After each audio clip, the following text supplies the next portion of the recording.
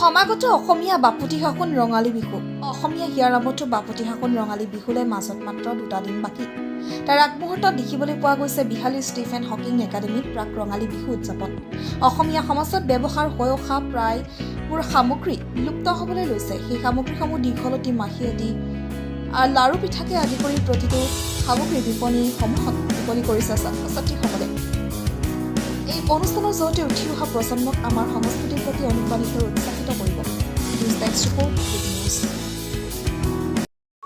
হয়, ধন্যবাদ জ্ঞাপন কৰিছোঁ আপোনালোকক। পোনপ্ৰথমে আমি ষ্টিফেন হকিং একাডেমীৰ পৰিচালক হিচাপে আপোনালোকৰ জৰিয়তে ৰঙালী বিহুৰ শুভেচ্ছাসমূহ অসমবাসীক জ্ঞাপন কৰিছোঁ।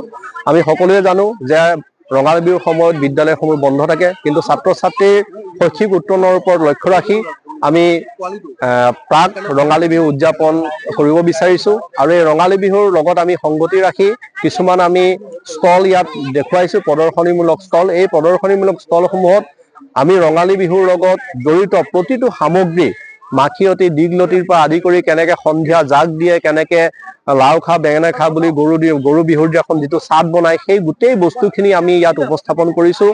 আৰু আমি আপোনালোকক জনাব বিচাৰিছোঁ যে আমি অকল শৈক্ষিক দিশটোৰ ওপৰতে গুৰুত্ব নিদি আমি সাংস্কৃতিকভাৱেও যে উজ্জ্বল সেই কথাটো ছাত্ৰ ছাত্ৰীয়ে যাতে উপলব্ধি কৰে, সেইবাবে আমি এনেধৰণে ব্যতিক্ৰমীভাৱে আমি এই অনুষ্ঠানটোৰ আজি আয়োজন কৰিছোঁ। আৰু লগতে আপোনালোকক জনাব বিচাৰিছোঁ যে আমাৰ যিসকল ছাত্ৰ ছাত্ৰীয়ে এইবাৰ মেট্ৰিক পাছ কৰিছিলে তেখেতসকলকো আজি আমি আনুষ্ঠানিকভাৱে সম্বৰ্ধনা জনাইছোঁ।